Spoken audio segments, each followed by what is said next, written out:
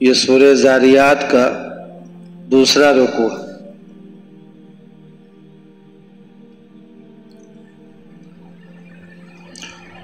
اور ان کے لیے جو یقین کرنے والے ہوں، زمین میں بہت سی نشانیاں ہیں، اور خود تمہارے اپنے وجود میں بھی، کیا پھر بھی تمہیں دکھائی نہیں دیتا؟ اور آسمان ہی میں تمہارا رزق بھی ہے، اور وہ چیز بھی جس کا تم سے وعدہ کیا جا رہا ہے۔ لہذا آسمان اور زمین کے پروردگار کی قسم، یہ بات یقیناً ایسی ہی سچی ہے جیسے یہ بات کہ تم بولتے ہو۔ اے پیغمبر، کیا ابراہیم کے معزز مہمانوں کا واقعہ تمہیں پہنچا؟ جب وہ ابراہیم کے پاس آئے تو انہوں نے سلام کہا، ابراہیم نے بھی سلام کہا، اور دل میں سوچا کہ یہ کچھ انجان لوگ ہیں۔ پھر وہ چپکے سے اپنے گھر والوں کے پاس گئے اور ایک موٹا سا بچھڑا لے کر کے آئے اور اسے ان مہمانوں کے سامنے رکھا۔ کہنے لگے، کیا آپ لوگ کھاتے نہیں؟ اس سے ابراہیم نے ان کی طرف سے اپنے دل میں ڈر محسوس کیا۔ انہوں نے کہا، ڈریے نہیں، اور انہیں ایک لڑکے کی خوشخبری دی جو بڑا عالم ہوگا۔ اس پر ان کی بیوی زور سے بولتی ہوئی آئیں اور انہوں نے اپنا چہرہ پیٹ لیا اور کہنے لگی، کیا ایک بانجھ بڑھیا بچہ جنے گی؟ انہوں نے کہا، تمہارے پروردگار نے ایسا ہی فرمایا ہے۔ یقین جانو وہی ہے جو بڑی حکمت کا، بڑے علم کا مالک ہے۔ ابراہیم نے کہا، اللہ کے بھیجے ہوئے فرشتوں، تم کس مہم پر ہو؟ انہوں نے کہا، ہمیں کچھ مجرم لوگوں کے پاس بھیجا گیا ہے تاکہ ہم ان پر پکی مٹی کے پتھر برسائیں جن پر حد سے گزرے ہوئے لوگوں کے لیے تمہارے پروردگار کے پاس سے خاص نشان بھی لگا ہوگا۔ پھر ہوا یہ کہ اس بستی میں جو کوئی مومن تھا اس کو ہم نے وہاں سے نکال لیا، اور اس میں ایک گھر کے سوا ہم نے کسی اور گھر کو مومن نہیں پایا، اور ہم نے اس بستی میں ان لوگوں کے لیے عبرت کی ایک نشانی چھوڑ دی جو دردناک عذاب سے ڈرتے ہوں۔ اور موسیٰ کے واقعے میں بھی ہم نے ایسی ہی نشانی چھوڑی تھی جب ہم نے انہیں ایک کھلی ہوئی دلیل کے ساتھ فرعون کے پاس بھیجا تھا، تو فرعون نے اپنی قوت بازو کے بل پر منہ موڑا اور کہا کہ یہ جادوگر ہے یا دیوانہ ہے۔ چنانچہ ہم نے اسے اور اس کے لشکر کو پکڑا اور سب کو سمندر میں پھینک دیا، اور وہ تھا ہی ملامت کے لائق۔ نیز قوم عاد میں بھی ہم نے ایسی ہی نشانی چھوڑی تھی جب ہم نے ان پر ایک ایسی آندھی بھیجی جو ہر بہتری سے بانجھ تھی، وہ جس چیز پر بھی گزرتی اسے ایسا کر چھوڑتی جیسے وہ گل کر چورا چورا ہو گئی ہو۔ اور سمود میں بھی ایسی ہی نشانی تھی جب ان سے کہا گیا تھا کہ تھوڑے وقت تک مزے اڑا لو، پھر سیدھے نہ ہوئے تو عذاب آئے گا۔ اس پر بھی انہوں نے اپنے پروردگار کا حکم ماننے سے سرکشی اختیار کی، تو انہیں کڑکے نے آ پکڑا اور وہ دیکھتے رہ گئے۔ نتیجہ یہ کہ نہ تو ان میں یہ سکت رہی کہ کھڑے ہو سکے، اور نہ وہ اس قابل تھے کہ اپنا بچاؤ کرتے۔ اور اس سے بھی پہلے نوح کی قوم کو بھی ہم نے پکڑ میں لیا تھا۔ یقین جانو وہ بڑے نافرمان لوگ تھے۔ یہ آج کے رکوع کا ترجمہ آپ حضرات کے سامنے سنایا گیا۔ اس سے اندازہ ہو گیا ہوگا کہ اللہ تعالیٰ نے اس رکوع میں چند پیغمبروں کا تذکرہ کر کے ان کی قوم کے ساتھ جو معاملہ ہوا اس کا حوالہ دیا ہے، اشارہ دیا ہے۔ واقعات تو تفصیل سے پہلے آ چکے ہیں، اشارے میں کئی پیغمبروں کا تذکرہ ہوا۔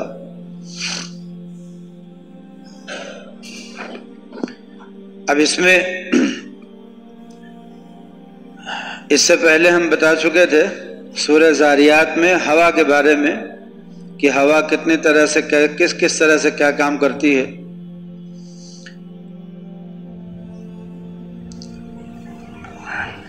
آج کے سبق میں ہے وَفِي الْأَرْضِ آیَاتٌ لِلْمُوقِنِينَ، زمین میں بھی یقین کرنے والوں کے لیے نشانیاں ہیں۔ زمین یہ اللہ کی بنائی ہوئی مٹی اور پہاڑ اور اسی طرح کی چیزوں سے مل کر کے بنی ہے زمین، اور جو دھاتیں ہیں وہ دھاتیں بھی اسی زمین میں پائی جاتی ہیں۔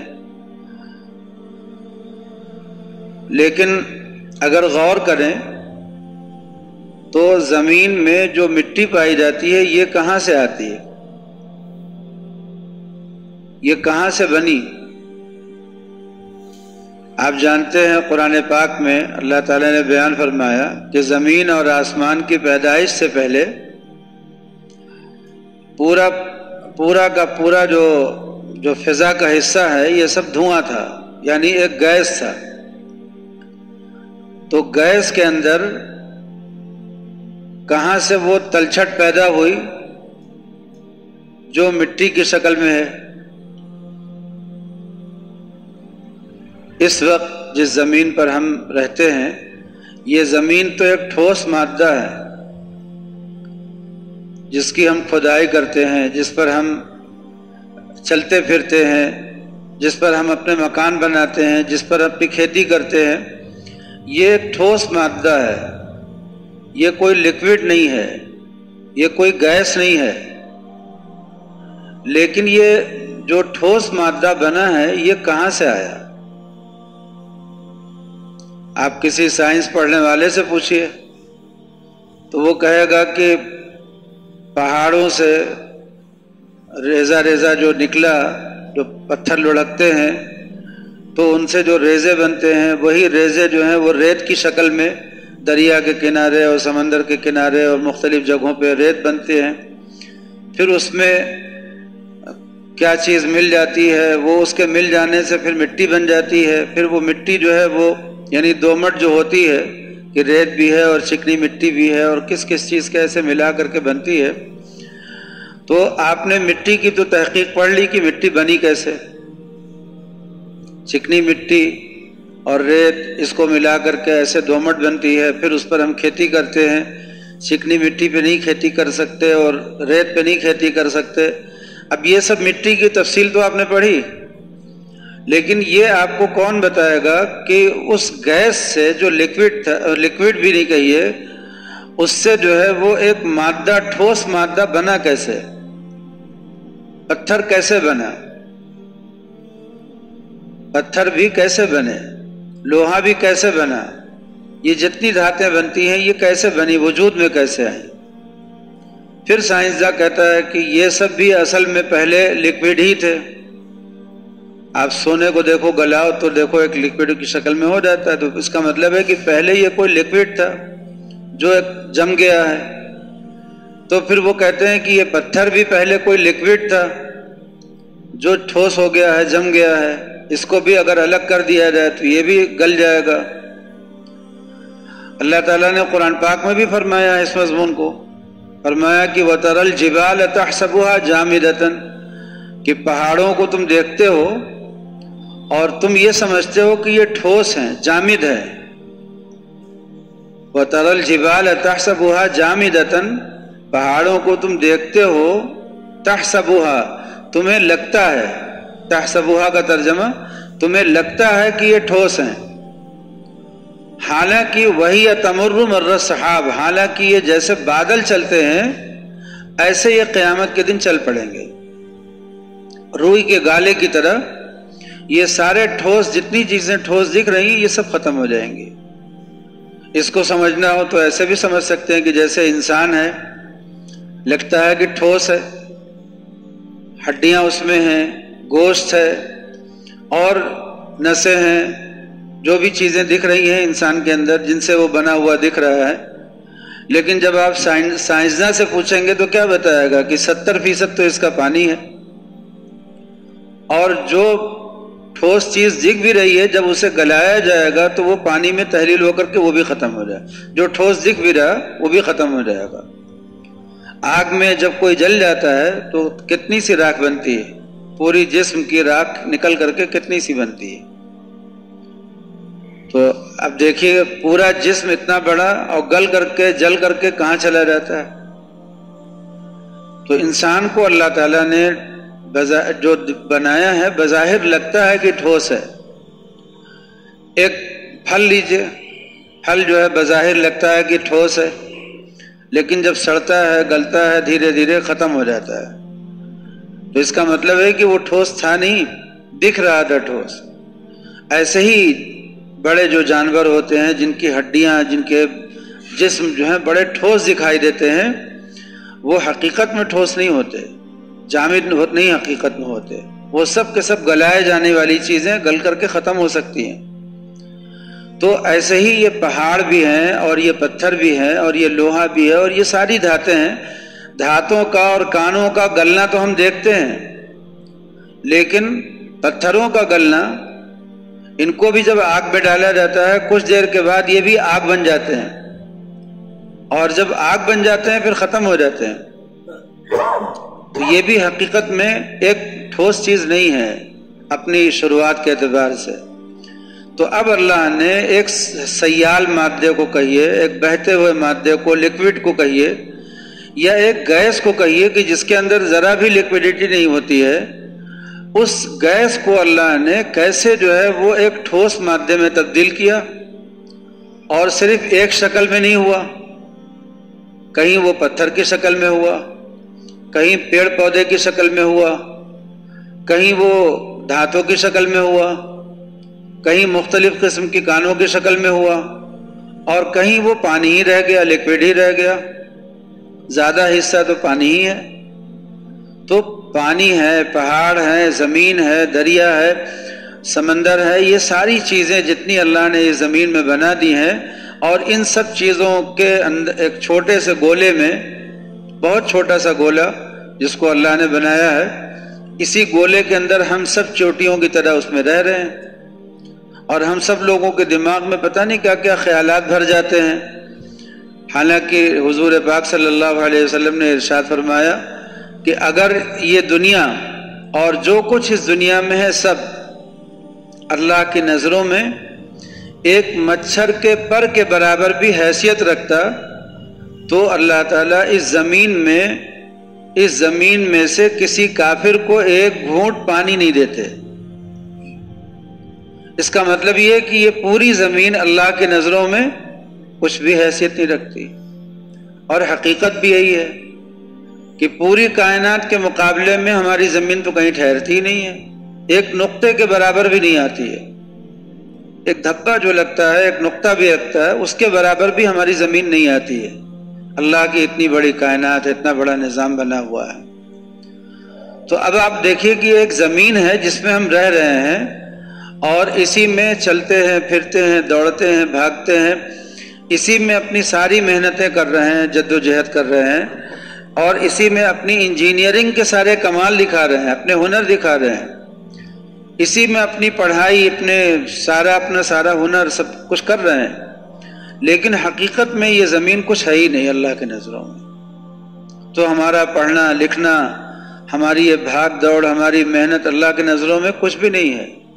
جیسے چونٹیاں جو ہیں وہ اپنے ٹھکانے پر اپنی غذا تلاش کر کے، ڈھونڈ کر کے اور ڈھو کر کے لاتی ہیں، اور لا کر کے اس کو سال بھر کھاتی ہیں یا 6 مہینہ کھاتی ہیں، پھر اس کے بعد جب ان کی غذا ختم ہو جاتی ہے پھر جا کر کے ڈھو کر کے لاتی ہیں. بالکل ایسے ہی انسان کی بھی ساری جد و جہد کا خلاصہ ہے.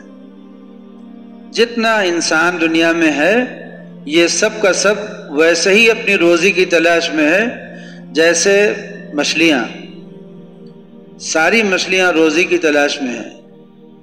اور پرندے چرندے، ان کے درمیان آپس میں لڑائی بھی ہوتی ہے، ان کے درمیان اچھل کود بھی ہوتی ہے، لیکن یہ صبح صبح اپنے گھونسلے سے نکل جاتے ہیں اور اپنی روزی کی تلاش میں دن بھر روزی اپنی لیا اور رات میں شام کو چلے آئے. سب کو ان کی پیٹ بھر روزی مل جاتی ہے. زندگی گزارنے کے لیے جتنی روزی کی ضرورت ہے، تمام پرندوں کو، تمام چرندوں کو، تمام جانوروں کو اور تمام مخلوقات کو، تمام پیڑ پودوں کو، تمام مخلوقات کو ملتی ہے نا. ہزاروں لاکھوں کی تعداد میں پیڑ ہوں گے یا کروڑوں اربوں کی تعداد میں ہوں گے؟ آپ پودوں کی گنتی کروائیے گا تو پتہ نہیں کتنے ہوں گے، گنتی میں نہیں آئیں گے، لیکن ان سب کو اللہ تعالیٰ روزانہ روزی دے رہا۔ اور جتنے جانور ہیں، چاہے وہ فضا میں اڑنے والے ہوں، چاہے زمین پہ رینگنے والے ہوں، اور چاہے اپنے پیروں پہ چلنے والے ہوں، جتنے بھی جانور ہیں ان سب کو روزانہ روزی مل رہی ہے۔ کتنی تعداد ہے؟ انسانوں سے تو کئی گنا ہے۔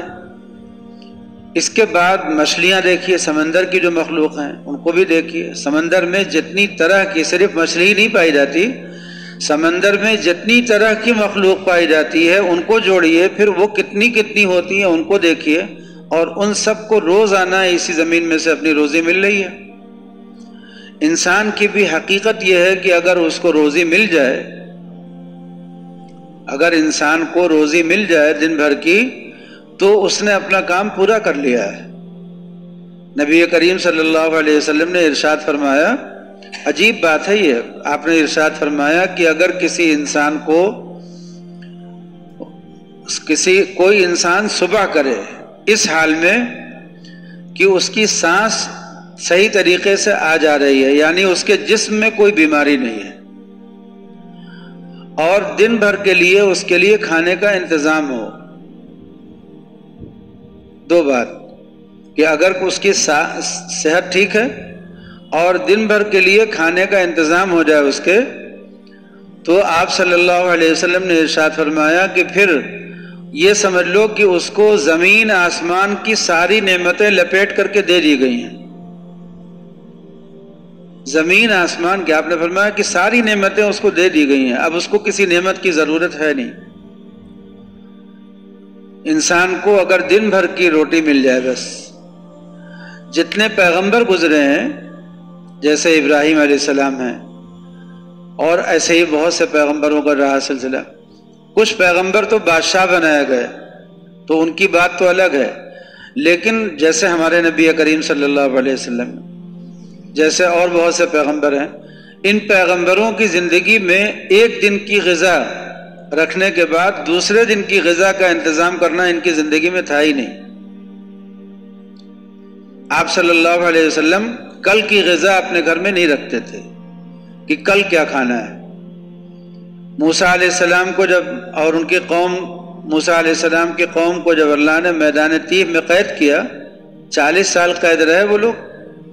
اس 40 سال میں ان کو روزانہ غذا ملتی تھی، من اور سلوہ اترتا تھا ان کے لیے، لیکن ان کے لیے قانون یہ تھا کہ رات تک جو کچھ کھانا ہو کھا لیں، جتنا کھانا ہو، کبھی بھی کوئی رات میں کل کے لیے بچا کر کے نہ رکھے۔ روزی ہم دیتے رہیں گے، لیکن جب بنو اسرائیل نے بچا کر کے رکھنے کی شرارت شروع کی تو من و سلوہ جو ہے اٹھا لیا گیا ان سے، پھر ان کو چھوڑ دیا گیا کہ جاؤ یہاں سے۔ تو جب وہ میدان تیہ میں قید تھے تو ان کے اوپر بادل نے، ابر جو ہے سایہ فگن تھا، جس کی وجہ سے انہیں دھوپ نہیں لگتی تھی، سایہ کا انتظام تھا، اور اس وقت ان کے لیے غذا کا انتظام تھا، اور 40 سال کی مدت تک ان کو اللہ تعالیٰ نے یوں ہی بیٹھے بٹھائے غذا دی۔ بس حکم کیا تھا کہ کل کے لیے کچھ بچا کر کے نہیں رکھنا۔ یہ جتنے بزرگان دین خانقاہوں میں رہتے ہیں، ان سب حضرات کا ایک ہی سبق ہوتا تھا کہ توکل سیکھو، اللہ پر بھروسہ سیکھو۔ اگر بیمار ہو جاؤ تو علاج اتنا ہی بس کرو جتنی مجبوری ہو، ورنہ علاج میں بھی زیادہ کوشش نہیں کرو۔ غذا کے لیے کوشش مت کرو، اللہ کے بھروسے پہ بیٹھو، جو اللہ دے وہ کھاؤ، جو نہ دے صبر کرو، جان چلی جائے تو برداشت کر لے جاؤ۔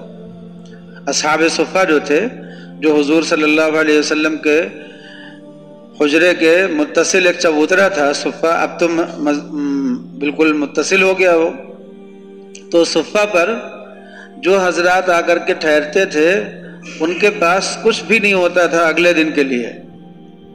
بس آج اگر کھانا آیا تو کھا لیا، نہیں آیا تو نہیں کھایا، ایک دن تک نہیں آیا تو نہیں کھایا، 2 دن تک نہیں آیا تو نہیں کھایا، بھوکے رہتے تھے۔ حضور صلی اللہ علیہ وسلم جب رات میں تشریف لاتے تھے اپنے کمرے میں تو دیکھتے تھے کہ دودھ رکھا ہوا ہے، تو خود نہیں پی لیتے تھے بلکہ اصحاب صفہ کے پاس جاتے، بھائی تم لوگوں نے کچھ پیا کچھ کھایا، آج تم لوگوں کو کچھ ملا نہیں، آج کچھ نہیں ملا، لو یہ دودھ پی لو۔ تو وہ دودھ ان کو پلواتے تھے حضور پاک صلی اللہ علیہ، اور خود کئی کئی دن فاقہ کر لیتے تھے۔ تو آپ صلی اللہ علیہ وسلم نے جو بھی اپنی زندگی گزاری وہ وہی تھی کہ کل کے لیے کچھ بچا کر کے نہیں رکھنا ہے۔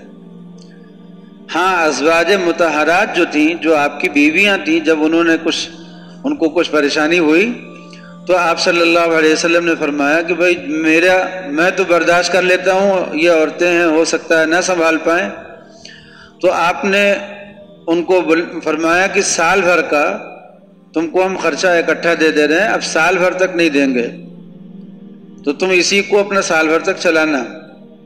تو آپ نے سال بھر کا خرچہ ان کو اکٹھے دے دیا، لیکن وہ بھی آپ صلی اللہ علیہ وسلم کی بیویاں تھیں، وہ کیا کرتی تھیں، وہ سب خرچ کر دیتی تھی، خرچ کر کے بیٹھ جاتی تھی، وہ بھی توکل کرتی تھی۔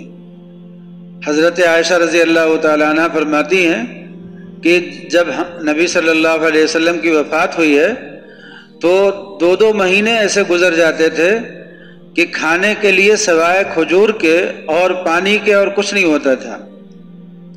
کہتے ہیں کہ اسودین کے علاوہ 2 کالی چیزوں کے علاوہ کچھ نہیں ہوتا تھا کھانے پینے کے لیے، اور وہ اسودین کیا یعنی کھجور اور پانی۔ چولہا نہیں جلتا تھا، گھر میں چولہا جلانے کی نوبت نہیں آتی تھی، اور آپ صلی اللہ علیہ وسلم کا مزاج یہ تھا کہ اگر کوئی چیز گھر میں آئی ہے اور وہ گھر میں رکھی رہ گئی ہے، گھر والوں نے سوچا کہ چلو کل کے لیے رکھ دیا اس کو اٹھا کر کے، اور آپ کو پتہ چل جاتا تھا تو نیند نہیں آتی تھی، فرماتے تھے کہ اس کو صدقہ کرو، اس کو گھر سے باہر نکالو، تب آرام سے بستر پہ لیٹتے تھے۔ تو یہ مزاج تھا نبی کریم صلی اللہ علیہ وسلم کا۔ یہی حضرت ابراہیم علیہ السلام کا بھی تھا۔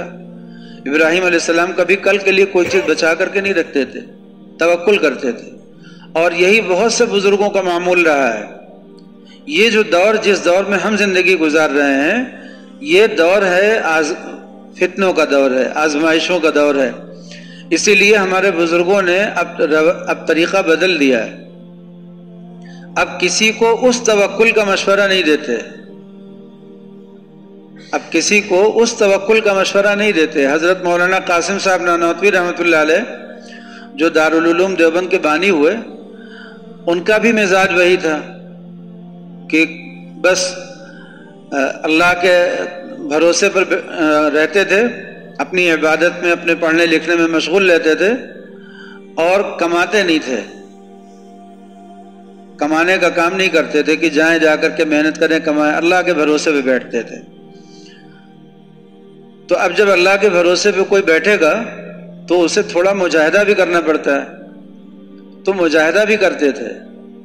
ایک ہفتے نہیں کھانا کھاتے تھے، ہفتے کھانا نہیں کھاتے تھے، اور کھانا بھی اگر کھاتے تھے تو کتنا کھاتے تھے، جتنے سے زندگی گزرے، 1 روٹی بس کھا لیا، ہفتے بھر میں 1 روٹی مل گئی، بس وہ 1 روٹی کھا لیا، پھر اس کے بعد 1 ہفتے کی پھر چھٹی۔ اور ایک وہ چرپائی نہیں تھی، جھلنگا جس کو کہتے ہیں ہم، ٹوٹی وہی نہیں کھاٹ ہوتی ہے، وہی کھاٹ ایک تھی، بس وہ اسی پر سو جایا کرتے تھے، اور وہ بھی ایسے سمیٹ ومیٹ کر کے لیٹتے تھے۔ بستر بچھانے کے لیے کوئی چیز نہیں کہ بچھانا کیا چیز ہے۔ کپڑا جو ہے کبھی ایک جوڑے کے بعد دوسرا جوڑا نہیں کرتے تھے، ایک جوڑا کپڑا اگر ہو گیا تو دوسرا جوڑا نہیں بناتے تھے۔ اپنی لنگی کو رومال کی جگہ پہ ایسے کندھے پہ رکھ لیتے تھے، بس لنگی بدلنا ہو وہی بدل لیا، دھو کر کے چادر کی جگہ استعمال کرنے کی ضرورت پڑی وہی لنگی اپنی بچھایا، وہی لنگی اوڑھا، بس وہ وہی کرتے تھے، اس کے علاوہ کپڑے کا استعمال نہیں کرتے تھے، معمولی قسم کا لٹھے کا کپڑا پہنتے تھے، اور زیادہ ان کے وہاں کوئی جس کو کہتے ہیں کہ دڑک بھڑک جس کو کہتے ہیں وہ بالکل نہیں تھی۔ بڑے بڑے عالم آتے تھے، بڑے بڑے لوگ آتے تھے۔ ایک مرتبہ ایک مناظرہ ہوا، غیر مسلم جو پنڈت ہوتے ہیں ان سے مناظرہ ہوا، تو بڑے بڑے پنڈت آئے تھے اس مناظرے میں، مسلمانوں کی طرف سے مولانا قاسم صاحب نانوتوی تھے، اور ان لوگوں کی طرف سے کافی بڑے بڑے پنڈت اس زمانے کے آئے تھے۔ اور وہی ہندو مذہب اور آریہ سماج اور اسلام انہی سب چیزوں پہ مناظرہ ہونا تھا۔ تو جو حضرت کے خادم تھے کہنے لگے کہ جب میں ادھر سے پنڈتوں کے خیمے کی طرف سے گزرا تو میں نے دیکھا کہ بڑے بڑے تھال میں پوڑیاں بن بن کر کے جا رہی ہیں، تو میں نے سوچا کہ شاید بڑی دعوت ہوگی اندر۔ تو میں نے پوچھا کہ بھائی کتنے بہت لوگ آئے ہیں کیا؟ تو معلوم ہوا کہ لوگ اور تو ہیں لیکن دوسرے خیموں میں ہیں، یہاں خیمے میں بڑے پنڈت جی ہیں، ان کے لیے کھانا جا رہا۔ تو میں نے کہا ایک آدمی کے لیے اتنے زیادہ تھال کی کیا ضرورت ہے؟ لیکن معلوم یہ ہوا کہ اکیلے انہوں نے بہت زیادہ کھانا کھایا، بہت کئی تھال کھا گئے۔ تو اب یہ آئے جب واپس اپنے شیخ کے پاس، اپنے استاد کے پاس، تو کہنے لگے کہ حضرت مجھے خیال ہوا جب میں نے دیکھا کہ اتنے تھال پوڑیاں وہ اکیلے کھا گئے، تو میں نے سوچا کہ اگر کہیں مناظرہ جو ہے مقابلہ ہو گیا کھانے میں تو ہمارے حضرت تو جیت ہی نہیں سکتے، اس لیے کہ وہ تو ہفتے میں ایک پوڑی کھاتے ہیں اور یہاں ایک ایک وقت میں اتنی اتنی پوڑیاں لوگ کھا گئے، تو اگر کھانے میں مقابلہ ہو گیا تو حضرت تو ہمارے جیت ہی نہیں سکتے۔ تو اس پر حضرت ناراض ہو گئے۔ حضرت نے فرمایا کہ تم کو اتنے دن میرے ساتھ رہتے ہوئے ہو گئے، ابھی تک تم کو یہ نہیں سمجھ میں بات آئی کہ مقابلہ کمال میں ہوتا ہے کہ نقص میں ہوتا ہے۔ نقص مطلب کمال کی ضد ہے، جس کو کہتے ہیں کہ نقصان یا عیب میں مقابلہ نہیں ہوتا، کمال میں اور ہنر میں مقابلہ ہوتا ہے۔ فرمایا کہ تم نے یہ کیوں نہیں سوچا کہ اگر نہ کھانے میں مقابلہ ہوا تو یہ ہمارے استاد سے جیت نہیں پائیں گے، تم نے الٹا کیوں سوچا؟ انہوں نے کہا کہ زیادہ کھانا تو عیب ہے، کم کھانا ہنر ہے، تو مقابلہ اگر کبھی کوئی کسی سے کرے تو کس میں کرے گا؟ ہنر میں کرے گا کہ عیب میں کرے گا؟ یہ حضرت نے فرمایا تنبیہ کی اس موقع پہ۔ تو بہرحال توکل پہ بات کر رہے تھے کہ بزرگان دین کا ایک سلسلہ تھا جو ایک دن سے زیادہ کے لیے اپنی غذا اکٹھا کرنا یا اپنا کوئی بندوبست کرنا توکل کے خلاف سمجھتا تھا، اور اس کو کہا جاتا تھا توکل بلا اسباب۔ توکل بلا اسباب یعنی کوئی سامان نہیں رکھنا ہے، صرف اللہ پر بھروسہ کرنا ہے، مکان بھی نہیں بنانا ہے، کپڑے بھی نہیں بنانے ہیں، جو مل جائے گا بس وہ لینا ہے۔ جیسے آپ نے گوتم بدھ کے بھکشوؤں کا سنا ہوگا کہ گوتم بدھ نے اپنے لوگوں کو کیا سکھایا تھا، جو ان کے بھکشو ہوتے تھے کیا ان کو سکھایا تھا؟ ان سے کہا تھا کہ دیکھو کبھی روزی کے لیے کوشش مت کرنا، جو مل جائے وہ کھانا۔ تو یہ بھکشو جو ہیں جب چلتے تھے تو ان کو لوگ اپنے گھروں سے لا کر کے کچھ دے دیتے تھے، تو بس یہ وہی کھا لیتے تھے، کبھی کسی سے مانگتے نہیں تھے، کسی کے دروازے پہ نہیں جاتے تھے، اور عبادت کرتے تھے، اپنی عبادت میں مصروف رہا کرتے تھے۔ تو پہلے جو ان کے بھکشو تھے وہ ایسے تھے، پھر اس کے بعد پھر وہ نکلے بھیک مانگنے کے لیے، تبھی وہ بھکشو کہلائے۔ پھر وہ نکلے بھیک مانگنے کے لیے، یعنی یہ کہ وہ کھائیں گے نہیں، وہ کمائیں گے نہیں، محنت نہیں کریں گے، کوئی کوشش نہیں کریں گے، بس بھروسے پہ رہیں گے، اور جب بھوک لگے گی تو کسی دروازے پر جا کر کے کھڑے ہو جائیں گے، وہاں سے کچھ مل جائے گا تو لے لیں گے۔ تو پھر یہ دوسرا راستہ ہوا کہ انہوں نے کہا کہ ہم اس راستے سے پھر ہم لے لیں گے، کپڑا مل جائے تو کپڑا پہن لیا، کھانا مل گیا تو کھانا، لیکن نہ مکان بنائیں گے، نہ کھانے کا انتظام کریں گے، نہ پہننے کا انتظام کریں گے۔ تو ایسے بھکشو بھی ہوتے تھے۔ پھر اس کے بعد یہ ایک کاروبار بن گیا۔ ایسے ہی مسلمانوں میں بھی کچھ اللہ کے بندے تھے، فقیر ہوتے تھے۔ فقیر کے معنی کیا ہوتے ہیں؟ مانگنے والا نہیں، فقیر کے معنی ہوتے ہیں جو اللہ کا محتاج ہو اور کسی بندے کا محتاج نہ ہو۔ فقیر اس بندے کو کہتے تھے جو صرف اللہ کا محتاج ہو اور کسی بندے کا محتاج نہ ہو۔ تو وہ کسی بھی مخلوق کے سامنے کبھی بھی ہاتھ نہیں پھیلاتے تھے، اسی لیے وہ فقیر اللہ ہوتے تھے۔ لیکن پھر اس کے بعد انہی فقیروں کو اب لوگ کیا کرتے تھے، ایسا کوئی فقیر اگر مل جائے تو لوگ لے جا کر کے ہدیہ دیتے تھے، نذرانہ دیتے تھے، پیش کرتے تھے، اور وہ فقیر بھی کیا کرتا تھا، اس کو اپنے پاس رکھتا تھوڑی تھا، وہ بقدر ضرورت کھا لیتا تھا، پھر اٹھا کر کے سب بانٹ دیتا تھا، اور ہمیشہ فقیر کا فقیر ہی بنا رہتا تھا۔ تو وہ اللہ والے ہوتے تھے، اسی کو درویش کہتے تھے نا، وہی درویش کہلاتے تھے، وہی فقیر کہلاتے تھے۔ عربی میں فقیر کہتے ہیں، فارسی میں درویش کہتے ہیں۔ لیکن پھر اس کے بعد انہی میں کے بناوٹی لوگ آئے، جن کا مقصد یہ تھا کہ ہم یہ شکل بنائیں گے تو لوگ ہمیں ہدیہ دیں گے، اور جب ہمیں ہدیہ نذرانہ ملے گا تو اسے ہم جمع کریں گے۔ تو یہ لوگ لوگوں سے وصولتے تھے اور لے جا کر کے کہیں اکٹھا کرتے تھے، دولت جمع کرتے تھے، بڑی سی خانقاہ بنا لیتے تھے، بڑا انتظام کر لیتے تھے، بہت لوگوں سے پیسے وصول کیا کرتے تھے۔ تو یہ دھوکے باز لوگ تھے جو ایک طرح سے لوگوں کو دھوکہ دیتے تھے، مخلوق کو دھوکہ دے دے کر کے۔ تو ایسے بھی فقیر تھے جو دروازے جاتے تھے، کھڑے ہو جاتے تھے کہ بابا آیا ہے تمہارے دروازے پہ، اللہ کے نام پر اس کی مدد کرو، اور گھر سے لوگ لا کر کے بابا کو دے دیتے تھے کہ بھائی کوئی اللہ والا ہوگا، کوئی بزرگ ہوگا، کوئی بیچارہ واقعی فقیر ہوگا، محتاج ہوگا تو ہم کو اس کی دعا مل جائے گی۔ تو یہ جو فقیر ہیں یہ بناوٹی فقیر ہوتے تھے۔ تو فقیر ایک پہلے بہت اعلیٰ درجے کی صفت مانی جاتی تھی مسلمانوں میں، اور یہ ان لوگوں کے اندر ہوتی تھی جو دنیا کی طلب نہیں رکھتے تھے، اللہ کے محتاج تھے۔ اسی لیے جتنے بھی بزرگان دین تھے وہ اپنے آپ کو فقیر لکھتے تھے، جتنے بھی اپنے بزرگان دین۔ حاجی امداد اللہ صاحب اپنے آپ کو کیا لکھتے تھے؟ فقیر امداد اللہ، فقیر لکھتے تھے، فقیر امداد اللہ۔ تو فقیر ہونا ایک ہنر ہے، ایک کمال تھا، ایک عیب نہیں تھا۔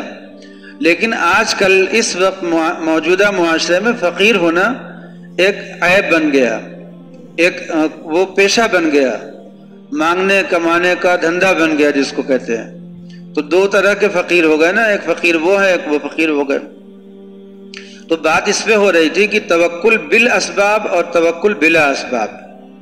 توکل بالاسباب کے معنی یہ ہے کہ ہم نے اپنے گھر میں سارا انتظام کر لیا ہے، مکان بھی بنا لیا، بستر بھی اپنا بنا لیا، کپڑے بھی رکھ لیے، اور ہم نے کھانے کا بھی سال بھر کا 6 مہینے کا ذخیرہ کر لیا۔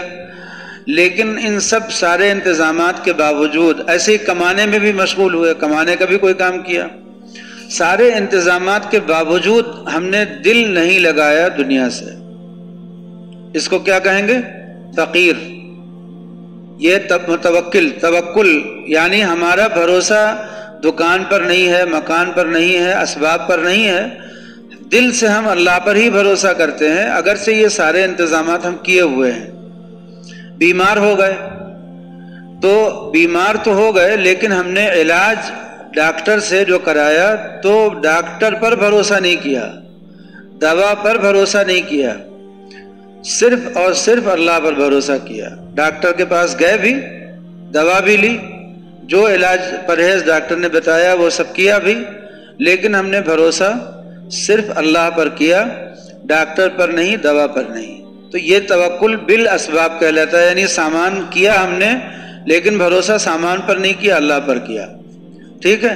اور ایک ہوتا ہے توکل بلا اسباب، یعنی ہم نے کوئی بندوبست ہی نہیں کیا، نہ کھانے کا، نہ پہننے کا، نہ مکان کا، کوئی بندوبست نہیں کیا۔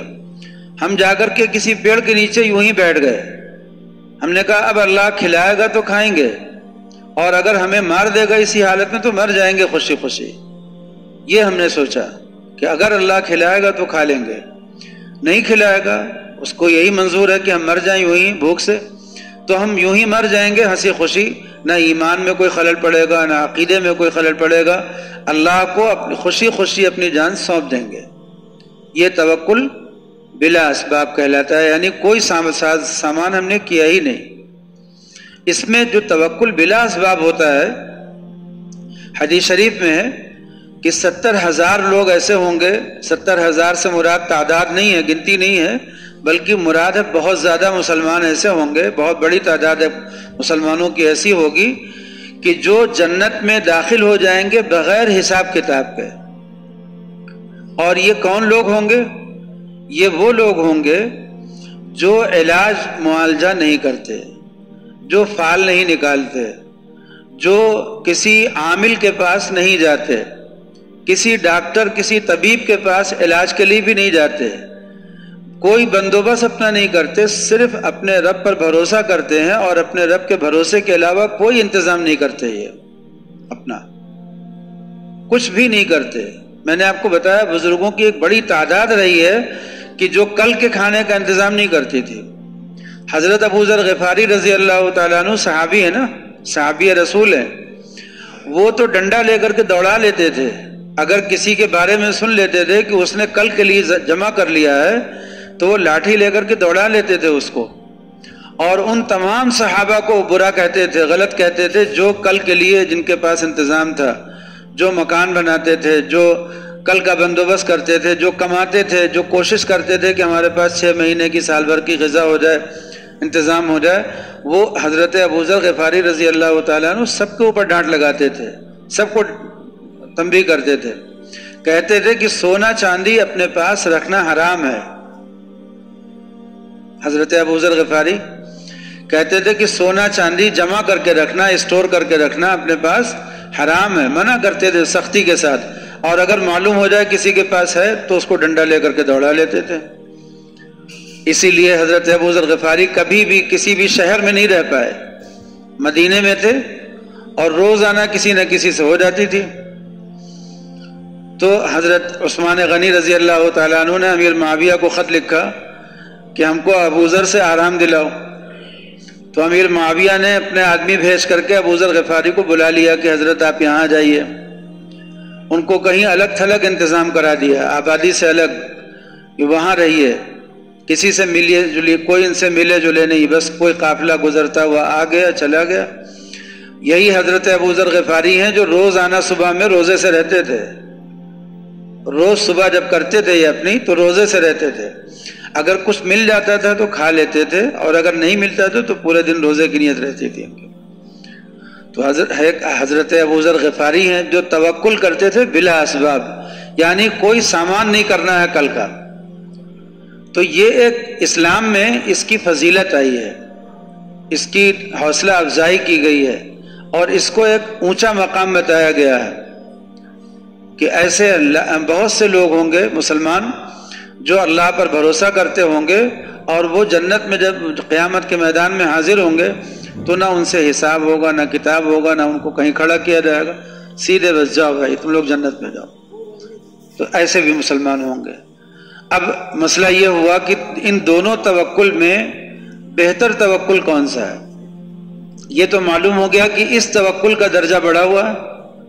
ہاں، تو مولانا قاسم صاحب کی بات سنا رہے تھے، مولانا قاسم صاحب نانوتوی رحمۃ اللہ علیہ بھی توکل کرتے تھے بلا اسباب والا، یعنی اپنے لیے کوئی انتظام نہیں کرتے تھے، روٹی مل گئی تو کھا لیا، نہیں ملی تو نہیں کھایا، وہی انتظام تھا ان کا، اور اسی وجہ سے وہ بالکل الگ تھلگ سب سے اپنی زندگی گزارتے تھے، کپڑے بھی ویسے ہی رکھتے تھے، اور فرماتے تھے کہ علم کا دھبا لگا ہوا ہے، اس لیے لوگ مجھے جان گئے کہ میں کون ہوں۔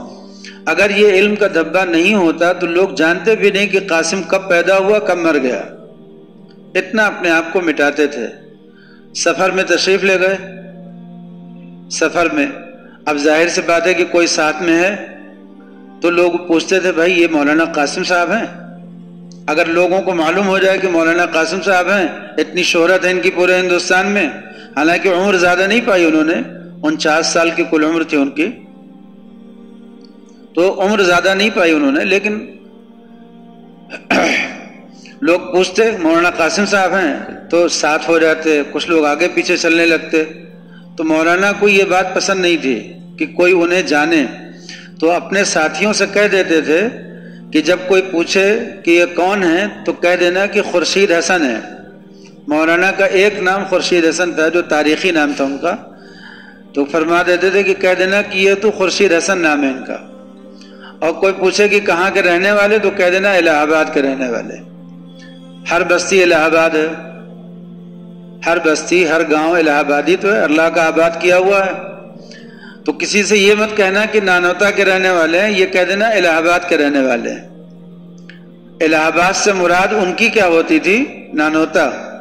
کہتے تھے کہ ہمارا جو نانوتا ہے وہ بھی تو اللہ ہی کا آباد کیا ہوا ہے. تو اس لیے وہ اپنے آپ کو چھپاتے تھے، مٹاتے تھے، دباتے تھے، لیکن اللہ کا کرنا ایسا ہوا کہ وہ جتنا اپنے آپ کو دباتے گئے اللہ ان کو اتنا ہی اونچا اٹھاتا گیا. پورے ہندوستان میں نہیں، پوری دنیا میں. مولانا تقی عثمانی صاحب فرماتے ہیں کہ میرا پوری دنیا کے اکثر ملکوں میں سفر ہوا ہے، اور جہاں جہاں پر بھی، جس ملک میں بھی دین کا کام کرنے والے لوگ مجھے ملے، وہ سب کے سب دارالعلوم دیوبند کے فیض یافتہ تھے. چاہے وہ انہوں نے خود وہاں سے اس مدرسے سے پڑھا ہو، دارالعلوم دیوبند سے، یا دارالعلوم دیوبند کے سے پڑھے ہوئے جو، یعنی اس کی جو شاخیں قائم ہوئی پوری دنیا میں، ان شاخوں سے پڑھے ہوئے لوگ تھے. لیکن پوری دنیا میں ہر جگہ مسلمان یہیں سے فیض یافتہ ملے.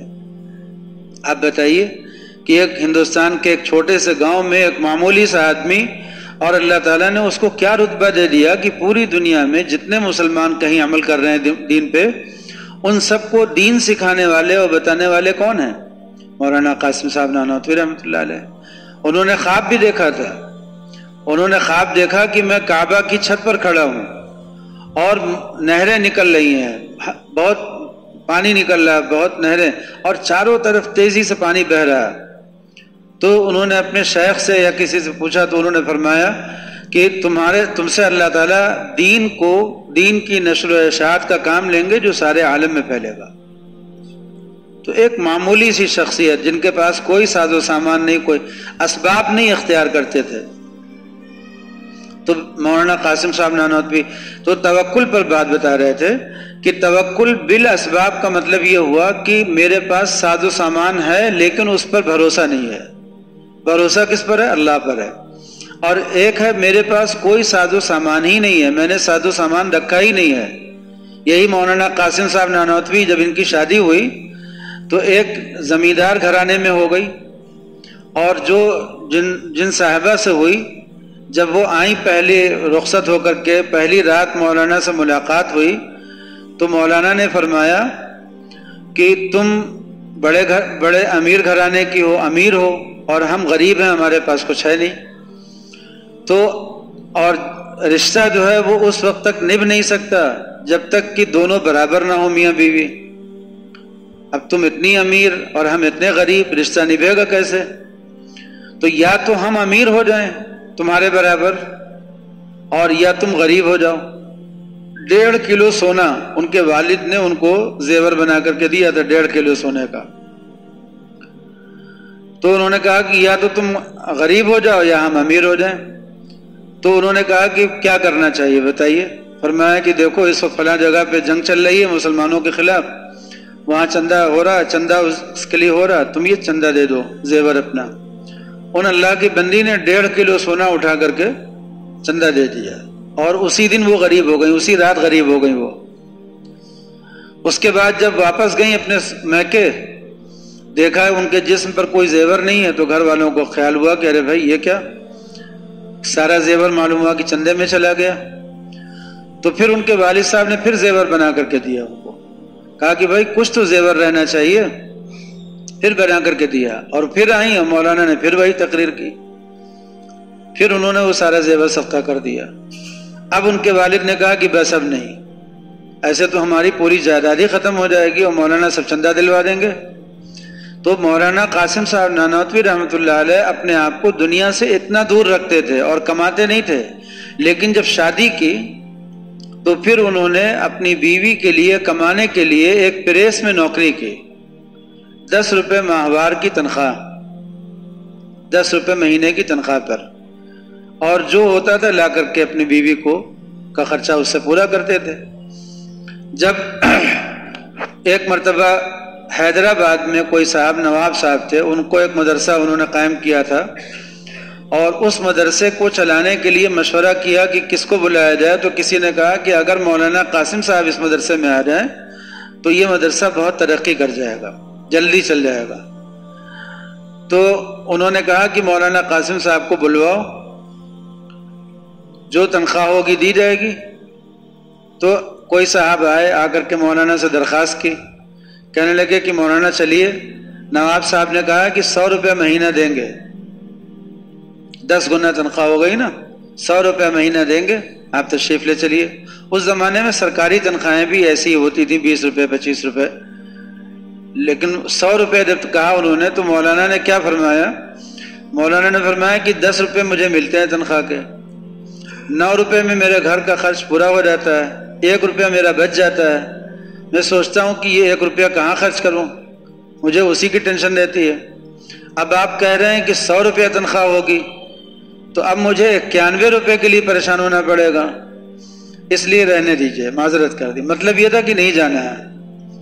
اس کے بعد کچھ مدت کے بعد مولانا نے اپنے شیخ کو خط لکھا کہ حضرت اب کمانے سے دل اچاٹ ہو گیا ہے، اب کمانے کا جی نہیں چاہتا، جی چاہتا ہے کہ وہ والا توکل کریں بلا اسباب والا۔ تو حضرت کا کیا مشورہ ہے؟ اب شیخ بھی ان کے ہی شیخ تھے، فرمایا کہ پوچھنا اس بات کی دلیل ہے کہ ابھی توکل میں کچاپن ہے، کچھ کمی ہے، خامی ہے۔ حضرت نے لکھا کہ پوچھنا دلیل ہے خامی کی، جب تک یہ کیفیت ہے جب تک نوکری کرتے رہیے، جب توکل پورا ہو جائے گا اللہ پر تو پھر آپ یہ سوال کریں گے ہی نہیں، خود بخود نوکری چھوڑ دیں۔ مولانا تھانوی نور اللہ مرقدہ بھی کانپور میں پڑھاتے تھے، 100 روپے تک تنخواہ ہو گئی تھی، 10 روپے پر آئے تھے اور 100 روپے تک تنخواہ ہو گئی تھی کانپور میں۔ اور جب 15 سال کے بعد تھانہ بھون میں جا کر کے بیٹھے ہیں اپنی خانقاہ میں، حاجی امداد اللہ صاحب کی خانقاہ میں، تو وہاں پر انہوں نے یہی والا توکل کیا، بلا اسباب والا، یعنی اب کمائیں گے نہیں اور جو ملے گا اس کو بس اسی پر گزر بسر کریں گے، جو من جانب اللہ آئے گا، نہ کسی سے سوال، نہ مانگنا، نہ کچھ کرنا، بس اب اللہ کے نام پر بیٹھ گئے، جو ملے گا اس میں گزر بسر کریں گے اور جو نہیں ملے گا تو صبر کریں گے۔ فرماتے تھے کہ کئی دن فاقہ ہوا،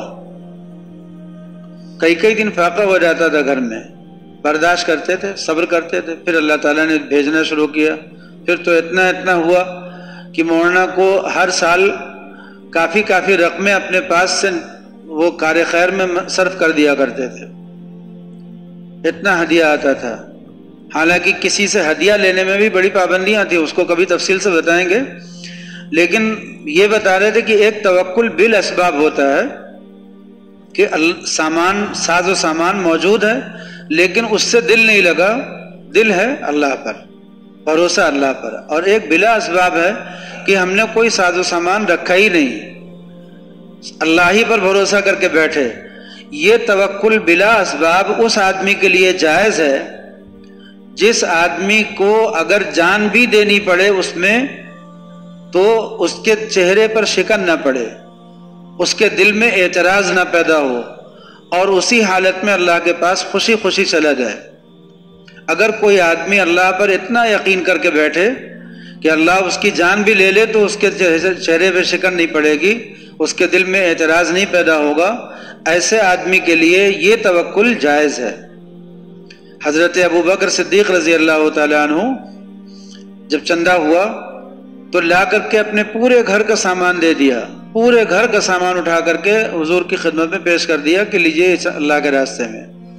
تو یہ ابوبکر کے لیے جائز تھا، اس لیے کہ وہ ایسے ہی مضبوط دل کے تھے، اللہ پر بھروسہ تھا کہ کل ہم کما لیں گے، یا اللہ ہمیں کھلائے گا، ہمیں دے گا، محروم بھوکا نہیں مارے گا۔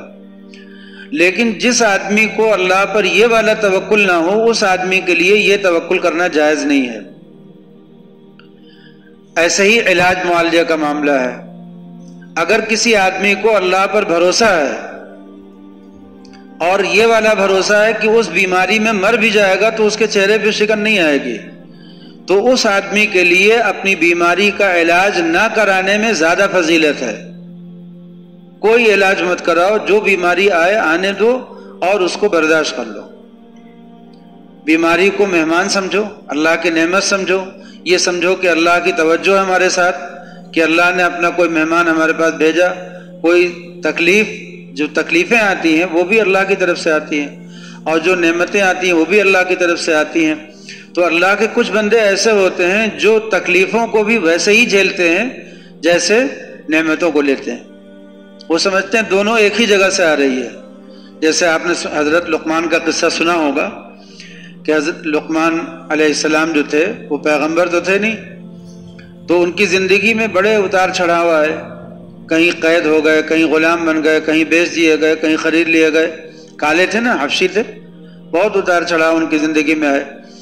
تو حضرت لقمان جو تھے وہ ایک شخص کے پاس غلامی کی زندگی گزار رہے تھے، اور ان کا جو مالک تھا وہ ایک دن بڑا خوش تھا ان سے، وہ جہاں بھی رہتے تھے اچھا ہی کام کرتے تھے، تو خوشی تھے ان کا مالک، بہت خوش تھا مالک، تو اپنے ہاتھ سے ککڑیاں کاٹ کاٹ کر کے کھلا رہا تھا، خود بھی کھا رہا تھا، خود نہیں کھا رہا تھا، وہ ککڑیاں رکھی، اس نے کہا کہ آؤ تمہیں کھلائیں، اور اس نے کھلانا شروع کیا۔ تو حضرت لقمان کھاتے رہے، خوش ہوتے رہے، خوشی خوشی لیتے رہے۔ ایک ٹکڑا اس نے اپنے منہ میں رکھ لیا مالک نے، وہ بہت ہی کڑوی تھی، تو ایک دم سے گھبرا گیا، اس نے کہا کہ اتنی دیر سے تم یہ ککڑی کھاتے چلے جا رہے ہو، چہرے پہ شکن تک نہیں آئی ہے، زبان پر ذرا شکوہ نہیں آیا، آخر تم کو کیا ہو گیا، تم کو اس کا کڑواپن نہیں دکھ رہا؟ تو لقمان حکیم جو تھے انہوں نے کہا کہ آپ کے ہاتھوں سے ہم نے ہمیشہ میٹھی میٹھی چیزیں کھائی، عمدہ عمدہ نعمتیں کھائی ہیں، اگر ایک مرتبہ کڑوی چیز آ گئی ہے تو اس پہ رونا چلانا کیا؟ وہ بھی ہنسی خوشی لے لیا۔ تو اللہ کے جو بندے اللہ سے تعلق رکھتے ہیں وہ نعمتیں جس طرح سے لیتے ہیں اپنے اوپر، اسی طرح سے مصیبتوں کو بھی لے لیتے ہیں۔ حضرت حاجی امداد اللہ صاحب نور اللہ مرقدہ نے اس کی ایک مثال دی، فرمایا کہ دیکھو اگر کوئی آدمی کسی کی محبت میں گرفتار ہو، کسی محبوب کی محبت میں گرفتار ہو، اور اس کوشش کر رہا ہو کہ کسی طرح سے محبوب سے وصال ہو جائے، ملاقات ہو جائے، ایک مرتبہ زیارت ہو جائے، ملاقات ہو جائے، ایک مرتبہ وصال ہو جائے، بس شکل دیکھ لیں، ایسی تلاش میں ہو، تڑپ میں ہو، اور ایسے ہی غمزدہ جا رہا ہے، محبوب کی یاد میں ہے، اور پیچھے سے کسی نے اس کو آ کر کے دبوچ لیا۔ اور عاشق جو ہوتا ہے کمزور دبلا پتلا ہوتا بھی ہے غم میں، تو اس کو کسی نے آ کر کے طاقتور تندرست نے آ کر کے دبوچ لیا، اور دبوچا بھی ایسا کہ اس کی ہڈیاں کڑکڑانے لگیں، اتنی زور سے دبا دیا۔ تو وہ عاشق کیا کرے گا؟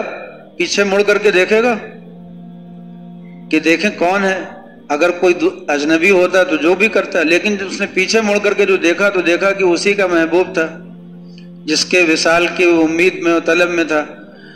تو اب اس وقت اس کا جذبہ کیا ہوگا کہ وہ اور دبائے یا اس کو چھوڑ دے، اس کو راحت دے دے؟ حقیقت یہ ہے کہ عاشق اگر سچا ہوگا تو وہ چاہے گا کہ وہ اس کو اور دبائے اور دبا کر کے مار دے، جان لے لے اس کی، یہی اس کی کیفیت ہوگی کہ اتنا دبائے اس کو کہ اس کی جان ہی لے لے، وہ الگ ہونا نہیں چاہے گا۔ آپ جانتے ہیں نا کہ محبت جو ہوتی ہے وہ جسم کو جسم سے ملنے پر مجبور کرتی ہے، ورنہ حقیقت یہ ہے کہ دو جسم ایک دوسرے کے ساتھ مل نہیں سکتے کبھی بھی۔ ایک انسان کا جسم دوسرے انسان کے جسم کے ساتھ کبھی بھی ملنا پسند نہیں کر سکتا، لیکن محبت ہی ایک ایسا دھاگا ہوتا ہے جو دونوں کو ملنے پر مجبور کر دیتا ہے۔ اور کتنا ملنے پر مجبور کر دیتا ہے کہ دونوں چاہتے ہیں کہ ایک دوسرے میں جذب ہو جائیں۔ یہ من تو شدم تو من شدی، میں تو ہو جاؤں تو میں ہو جائے،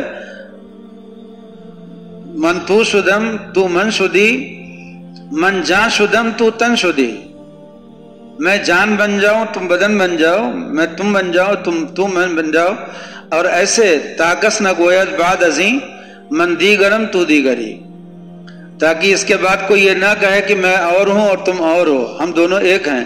تو ملنا تو ایسے چاہتا ہے عاشق، اور محبوب نے جب اس کو دبایا ہے اور کڑکڑانے لگی ہڈی، اور اس نے پیچھے مڑ کر کے دیکھا کہ اس کا محبوب ہے، تو وہ کہے گا نا کہ اور دباؤ اور دباؤ، تو ہمیں تو اس میں لطف آنے لگا، اور وہی دشمن دبائے تو کتنی تکلیف ہوگی۔ تو جب محبوب یعنی اللہ سے بندے محبت کرنے لگتے ہیں تو اللہ کی بھیجی ہوئی مصیبتوں کو بھی ویسے ہی اپنے اوپر لیتے ہیں جیسے اللہ کی دی ہوئی نعمتوں کو لیتے ہیں۔ یہ محبت کا کمال ہوتا ہے۔ تو توکل بالاسباب میں یعنی اگر سامان موجود ہے، اس توکل میں اور توکل بلا اسباب، ان دونوں میں کون سا توکل بہتر ہے؟ ثواب اور افضلیت زیادہ اس کی بیان کی گئی ہے جس میں سامان نہ اکٹھا کیا جائے، بغیر سامان کے اللہ پہ بھروسہ کر لیا جائے، اللہ دے تو کھائے، نہ دے تو نہ کھائے، اللہ دے شفا دے تو ٹھیک ہے، نہ دے اور بیماری میں مر جائے تو جان چلی جائے، ٹھیک ہے، کوئی بات نہیں ہے۔ یہ فضیلت اس کی زیادہ بیان ہوئی ہے حدیث میں، لیکن علماء نے لکھا ہے اور جمہور علماء کا قول ہے اس باب میں کہ توکل بالاسباب یعنی سامان رکھ کر کے توکل کرنا، یہ سنت کے مطابق ہونے کی وجہ سے یہ زیادہ بہتر ہے، وہ افضل ہے، یعنی اس پہ ثواب زیادہ ہے، لیکن یہ سنت کے مطابق ہونے کی وجہ سے یہ زیادہ بہتر ہے، اور عوام کے لیے، امت کے لیے، عام لوگوں کے لیے آسانی بھی اسی میں ہے اور سنت کی موافقت بھی اسی میں ہے۔ نبی کریم صلی اللہ علیہ وسلم چاہتے تو آپ وہ والا چاہتے کیا، آپ تو کرتے ہی تھے وہ والا توکل بلا اسباب والا، آپ کرتے بھی تھے، کئی دن تک آپ کھانا ہی نہیں کھاتے تھے۔ میں نے آپ کو بتایا ہوگا نا، صوم وصال لگتے تھے۔ صوم وصال کا مطلب، صوم وصال کا مطلب جس میں افطاری نہ ہو۔ آج جیسے ہم نے روزہ شروع کر دیا، صبح میں سحری کھا لیا اور ہمارا روزہ شروع ہو گیا، تو شام کو ہم نے روزہ کھولا نہیں، رات بھر ایسے ہی رہے، روزے کی حالت میں رہے، اور صبح میں سحری نہیں کھائی، صبح بھی ایسے ہی رہ گئے۔ جس میں روزہ کھولنا نہ پایا جائے، افطاری نہ پائی جائے، لگاتار روزہ رہ جایا جائے، تو آپ صلی اللہ علیہ وسلم 15 دن تک روزہ رہتے تھے، 10 دن تک روزہ رہ لیتے تھے، 10 دن 15 دن، اس کو صوم وصال کہتے ہیں۔ اور یہ صوم وصال امت کے لیے مکروہ ہے، امت کے لیے مکروہ ہے۔ امت کے لیے اگر کوئی آدمی زیادہ روزہ رکھنا چاہتا ہو تو کون سا روزہ رکھے؟ صوم داؤدی۔ صوم داؤدی کیا ہے؟ ایک دن روزہ رکھو اور ایک دن کھانا کھاؤ، یہ صوم داؤدی۔ اگر کوئی زیادہ روزہ رکھنا چاہتا ہو، جیسے آپ صلی اللہ علیہ وسلم نے ارشاد فرمایا کہ اے نوجوانوں، جوانوں کو مخاطب کیا، آپ نے فرمایا کہ اگر تم میں سے کوئی آدمی نکاح کی طاقت رکھتا ہے تو اسے چاہیے کہ نکاح کر لے تاکہ پاک دامن رہے، اور جو نکاح کی طاقت نہ رکھتا ہو، ابھی اتنے پیسے نہیں ہو پائے، ابھی رشتہ نہیں مل رہا، ابھی کوئی بھی رکاوٹ ہے، تو جو تم میں سے نکاح کی طاقت نہ رکھتا ہو وہ کیا کرے؟ آپ نے فرمایا وہ روزہ رکھے۔ ایک صاحب آئے مولانا تھانوی کے پاس، کہنے لگے کہ میں نے روزہ بھی رکھا مگر میری شہوت کا تقاضا بڑھا ہوا ہے، کوئی فائدہ نہیں ہوا۔ مولانا نے پوچھا کہ کتنا رکھا؟ حدیث شریف میں روزہ رکھنے کے لیے نا، تو روزہ رکھنے کا مطلب یہ ہے کہ اتنا روزہ رکھو کہ شہوت ٹوٹ جائے، اور آپ جانتے ہیں کہ روزہ رکھنے والے کو شروع کے کچھ دنوں میں شہوت بڑھتی ہے، بھڑکتی ہے۔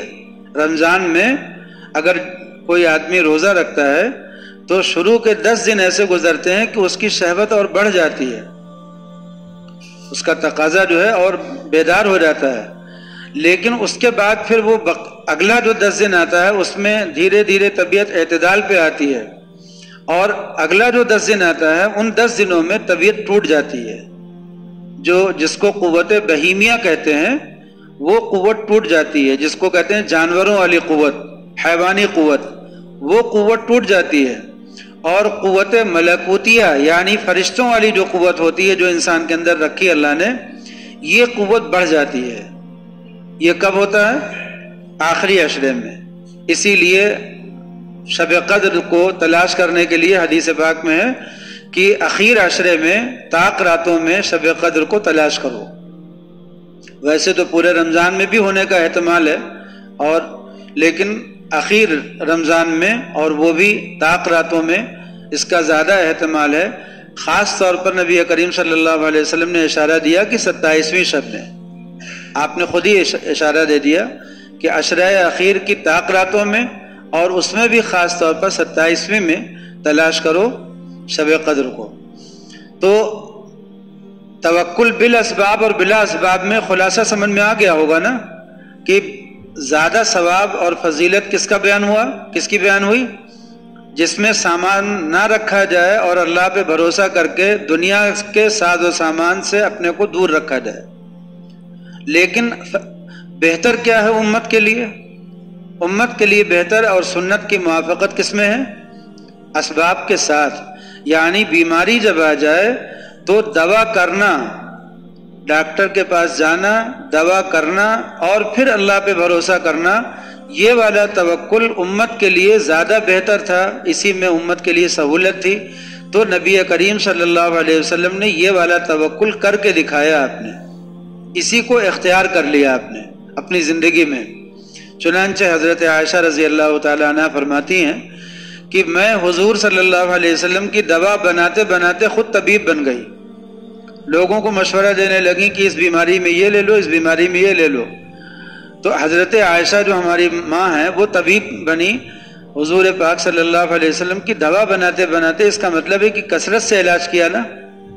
مولانا مناظر حسن گیلانی نے لکھا ہے، روایت کے حوالے ہی سے لکھا ہے کہ جب حضور پاک صلی اللہ علیہ وسلم بیمار ہوئے تو آپ کی دوا عرب کے کسی طبیب نے مشورہ دیا کہ یہ کر لیے جائے تو آپ نے اس کو کر لیا، اور عجم کے کسی طبیب نے مشورہ دیا کہ یہ دوا لے لی جائے تو آپ نے وہ بھی لی۔ یعنی آپ نے اپنی دوا کا بندوبست عرب سے بھی کیا، عجم سے بھی کیا، دونوں طرح کی تدبیریں آپ نے اختیار کی۔ اس لیے توکل بالاسباب، اس میں امت کے لیے سہولت ہے، اس میں لوگوں کو آسانی ہے، صرف اپنا اعتقاد درست کرنا ہے اور کوئی زیادہ محنت نہیں پڑتی لوگوں پر اور زیادہ مجاہدہ نہیں پڑتا۔ اس لیے اس وقت ہم لوگوں کے لیے جو ایک معیار ہے زندگی گزارنے کا وہ یہ ہے کہ دنیا کے ساز و سامان تو رکھیں، راحت کے، سہولت کے سارے ساز و سامان رکھیں جو اللہ دے، لیکن اس پر بھروسہ نہ کریں، اس سے دل نہ لگائیں۔ اگر کوئی شخص یہ کام کر لے کہ دنیا کے ساز و سامان سے دل نہ لگائے رکھنے کے باوجود، جیسے آپ دیکھیے سلطان اورنگزیب عالمگیر رحمۃ اللہ علیہ، ساز و سامان دنیا کا ان کے پاس کتنا بڑا تھا، لیکن دل نہیں لگاتے تھے اس سے۔ جب شاہی تخت پہ بیٹھتے تھے تو شاہی امامہ پہنتے تھے، تاج پہنتے تھے، جب جہاد میں جاتے تھے تو گھڑ سواری کرتے تھے اور سارے ساز و سامان اختیار کرتے تھے، فوج بھی اختیار کرتے تھے وہ بھی، لیکن جب اپنے گھر میں ہوتے تھے تو بالکل درویش بن جاتے تھے، جس کے پاس کچھ نہ ہو ایسے بن جاتے تھے۔ تو ان کا اسباب پر بھروسہ نہیں تھا، اللہ پر بھروسہ تھا۔ اعلیٰ درجے کے بزرگ تھے، اعلیٰ درجے کے اللہ والے تھے کہ اسباب کے ہوتے ہوئے اسباب سے دل نہیں لگاتے تھے۔ تو اسی لیے ہم لوگوں کے لیے نمونہ اس بات میں ہے کہ سارے ساز و سامان ہوتے ہوئے بھی ان سے دل نہ لگایا جائے۔ اسی کو کہتے ہیں زہد، جی اسی کو کہتے ہیں زہد۔ زہد کے معنی ہے کہ ساز و سامان ہو، دل نہ لگے اس کے۔ اور مسکین کس کو کہتے ہیں؟ زاہد ایک ہوتا ہے، ایک مسکین ہوتا ہے۔ مسکین کے معنی ہوتے ہیں جس کے پاس کچھ ہے ہی نہیں، اس کے پاس کچھ ہے ہی نہیں، کھانے کا بھی انتظام نہیں ہے، پہننے کا بھی انتظام نہیں، وہ مسکین ہوتا ہے۔ اور فقیر وہ ہوتا ہے جس کے پاس انتظام ہو مگر وہ اس سے دل نہ لگائے۔ تو فقیر میں، مسکین میں، زاہد میں، ان سب چیزوں میں آپ دیکھ رہے ہیں کہ اگر کوئی شخص دنیا میں رہے اور دنیا سے دل نہ لگائے تو وہ اللہ والا بن سکتا ہے۔ اسی لیے بزرگوں نے اللہ والا بننے کا جو نسخہ بیان کیا ہے، 4 چیزیں بیان کی ہیں۔ پہلی چیز کیا ہے؟ پہلی چیز یہ ہے کہ شریعت کا علم حاصل کرے اور جو احکام ہیں ان کو بجا لائے، اور جن چیزوں سے منع کیا گیا ہے ان سے اپنے آپ کو روکے، یعنی گناہوں سے بچے، اور جو نیک کام ہیں کرنے کے ان کو کرے۔ دوسرا کام کیا ہے؟ اللہ کا ذکر کرے، اللہ کا ذکر کرے۔ تیسرا کام کیا ہے؟ تیسرا کام یہ ہے کہ دنیا سے دل نہ لگائے، دنیا میں رہے مگر اس کو مسافرت کی جگہ سمجھے اور اپنی منزل جہاں ہے جانا ہے وہاں دل لگائے، آخرت سے دل لگا لے۔ اور چوتھا کام یہ ہے کہ نیک لوگوں کی صحبت اختیار کرے۔ یہ اس چوتھے کام سے باقی 3 کاموں میں مدد مل جاتی ہے۔ اگر کوئی شخص نیک لوگوں کی صحبت اختیار کرے، ایسے شخص کی جو زاہد ہو، یعنی جو دنیا سے دل نہ لگائے ہوئے ہو، ایسے آدمی کی صحبت میں بیٹھنے سے یہ تینوں باتیں حاصل ہو جاتی ہیں، اس میں مددگار ہو جاتی ہے۔ تو اگر کوئی آدمی چاہتا ہو کہ وہ نیک بن جائے، اللہ والا بن جائے، تو اس کے لیے یہ نسخہ ہے کہ پہلا کام تو یہ کرے کہ جو احکام شرع ہیں ان کا علم حاصل کر لے، کیا کرنے کے کام ہے، کیا نہیں کرنے کے کام ہے، جو کرنے کے کام ہے ان کو کرے، جو نہیں کرنے کے کام ہے ان سے بچے۔ تو یہ تو ایک کام ہو گیا۔ دوسرا کام یہ ہے کہ اللہ کا ذکر کرے، کچھ وقت مقرر کر کے خلوت میں اللہ کو یاد کرے، درود پاک پڑھے، کلمہ طیبہ پڑھے، استغفار پڑھے، اور جو کلمات ہیں ان کو پڑھے۔ تو دو کام ہو گئے۔ تیسرا کام یہ ہے کہ دنیا سے دل نہ لگائے۔ ہر چیز، جب بھی دنیا کی چیزوں پر نظر پڑے تو یہ سوچے کہ یہ سب مٹی ہے، فانی ہے، ختم ہونے والی چیز ہے، ایک دن ختم ہو جائے گا سب۔ اور چوتھی چیز یہ ہے کہ اللہ والوں کی صحبت میں رہے۔ اللہ والے وہ جن کا دنیا سے دل نہ لگا ہوا ہو۔ جو شخص اللہ دنیا ہی کے دھندے میں لگا ہو، دنیا ہی کے کاروبار میں لگا ہو، تو اس کی صحبت میں بیٹھنے سے اور دنیا سے دل لگے گا۔ اسی لیے بزرگوں نے پہچان بتائی ہے، ایک اللہ والوں کی پہچان بتائی ہے کہ دیکھو، جس کے پاس بیٹھ کر کے دنیا سے دل ہٹے، بے رغبتی پیدا ہو اور اللہ کی یاد آئے، جس آدمی کے پاس بیٹھنے سے دنیا سے دل ہٹنے لگے اور اللہ کی یاد تازہ ہونے لگے، وہ آدمی صحبت کے قابل ہے۔ یعنی اس کے پاس جا کر کے بیٹھا کرو۔ اگر روزانہ موقع ملے تو روزانہ، جیسے اس کی کوئی مجلس ہوتی ہو روزانہ۔ اگر ہفتے میں ایک دن موقع ملے، ہفتے میں ایک دن جا کر کے بیٹھو۔ اگر مہینے میں ایک بار موقع ملے، مہینے میں جاؤ۔ اگر سال میں ایک مرتبہ موقع ملے، سال میں جاؤ۔ جب بھی موقع ملے ایسے اللہ والے کی صحبت جتنی بھی ملے وہ غنیمت کبریٰ ہے، نعمت عظمیٰ ہے، غنیمت کبریٰ ہے۔ جتنی بھی ملے، تھوڑی ملے، زیادہ ملے، جتنا موقع ملے اتنی دیر اللہ والوں کی صحبت میں جانا چاہیے۔ حضرت مولانا تھانوی نور اللہ مرقدہ تو فرماتے تھے کہ اس زمانے میں مزاج ایسا لوگوں کا بدلتا جا رہا ہے، اور لوگوں کے مزاج پر، لوگوں کے دین پر اس طرح سے مختلف طریقوں سے دشمنان دین حملہ آور ہو رہے ہیں، صحبت، نیک لوگوں کی صحبت مل نہیں رہی ہے۔ تو فرماتے تھے کہ اس زمانے میں تو میں فتویٰ دیتا ہوں کہ نیک لوگوں کی صحبت فرض عین ہے۔ جیسے نماز فرض ہے، روزہ فرض ہے، ایسے ہی نیک لوگوں کی صحبت کو فرماتے تھے کہ میں تو فتویٰ دیتا ہوں کہ نیک لوگوں کی صحبت میں جانا اور ان کے پاس بیٹھنا تھوڑی دیر، یہ فرض عین ہے، یہ فرماتے تھے۔ حضرت مولانا ہردوئی نور اللہ مرقدہ نے اس کو ایک بہت آسان، اس کی ایک تدبیر بتا دی۔ حضرت نے فرمایا کہ دیکھو، جو لوگ نماز پڑھنے کے لیے آتے ہیں مسجد میں وہ نیک ہی لوگ ہوتے ہیں۔ جو نماز پڑھنے کے لیے مسجد میں آ رہا ہے وہ نیک ہی ہو گیا نا، بھائی اس نے وضو کیا، پاک صاف ہے، اللہ کے لیے آیا ہے، اللہ کے دربار میں، تو نیک ہی ہو گیا۔ تو فرماتے تھے کہ جب ایسے نیک لوگوں کے مجمع میں جاؤ تو اس میں نیت کر لو، کس بات کی؟ نیک صحبت کی۔ نیک لوگوں کے مجمع میں جاؤ۔ فرماتے تھے کہ بہت سے اللہ کے بندے مسجد میں آ رہے ہیں، ہر آدمی کے اندر کچھ نہ کچھ خوبی ہوگی، کوئی نہ کوئی اچھائی ہوگی۔ اب تم نے سوچا کہ ہم نیک لوگوں کے مجمع میں جا رہے ہیں، ان کی صحبت میں بیٹھیں گے، تھوڑی دیر ان کے ساتھ رہیں گے، نہ ان سے بات چیت کی، نہ ان سے مخاطب ہوئے، اپنے کام سے کام رکھا، اپنی نماز پڑھی، اپنے گھر چلے آئے۔ لیکن ان نیک لوگوں کے ساتھ تھوڑی دیر بیٹھ تو لیے، تھوڑی دیر رہ لیے، ان کی خوبیاں ہمارے اندر منتقل ہوں گی اور ان کی خوشبو ہم کو ملے گی۔ تو فرماتے تھے کہ جب کسی مجمع میں جاؤ جہاں نیک لوگوں کا مجمع ہو، اس میں نیت کر لو نیک صحبت کی۔ کتنا آسان کر دیا حضرت نے۔ اب یہاں درس میں آتے ہیں تو درس میں آنے والے لوگ اس لیے نیک ہو جاتے ہیں کہ یہاں پر آنے کی کوئی دنیا کی غرض تو ہے نہیں، کسی بھی طرح کی، نہ جاہ کی، نہ مال کی، نہ عزت کی، نہ کوئی بھی دنیا کی غرض نہیں ہے۔ تو یہاں کس لیے آتے ہیں؟ صرف اللہ کے لیے آتے ہیں نا۔ تو جب آدمی اپنے گھر سے چلا تو فی سبیل اللہ ہو گیا۔ اب جب وہ نیک ہو گیا، اللہ کے راستے میں ہے، تو اس کی صحبت مفید ہو گئی۔ مجمع میں جب آئے تو وہیں گھر سے نیت کریں۔ ایک تو نیت کر لی کہ درس سنیں گے، جو نیا علم حاصل ہوگا، جو نئی بات معلوم ہوگی اس کو یاد ذہن میں بٹھا لیں گے، تازہ کریں گے۔ جو پرانی باتیں دہرا کر کے آئیں گی اس کی وجہ سے اپنا استحضار کریں گے۔ پرانی باتیں جو دہرا کر کے آتی ہیں وہ بھی بیکار نہیں ہوتی، وہ کسی چیز کو دل میں بٹھاتی ہیں، تازہ کرتی ہیں، مضبوط کرتی ہیں۔ تو وہ بھی کام کی چیز ہے، اور جو نیا علم حاصل ہوا وہ بھی کام کی چیز ہے۔ بعض حضرات تو اس درس میں ایسے آتے ہیں جو مجھ سے کہتے ہیں کہ جو کچھ میں اپنا مضمون دل میں لے کر کے آتا ہوں کہ آج یہ مجھے پوچھنا ہے یا سمجھنا ہے، تو کسی نہ کسی بہانے اسی عنوان پر گفتگو ہو جاتی ہے، تو ان کے مطلب کی چیز ہو جاتی ہے، وہ خوش ہو جاتے ہیں کہ چلو دل میں لے کر کے آئے تھے، ہو گیا کام اپنا۔ اس لیے کہ دل جو بیان ہوتا ہے وہ بیان کہاں سے ہوتا ہے؟ وہ جو دلوں کی تختی ہوتی ہے، جو دلوں کی پیاس ہوتی ہے، اسی پیاس پر ہی بیان نکلتا ہے۔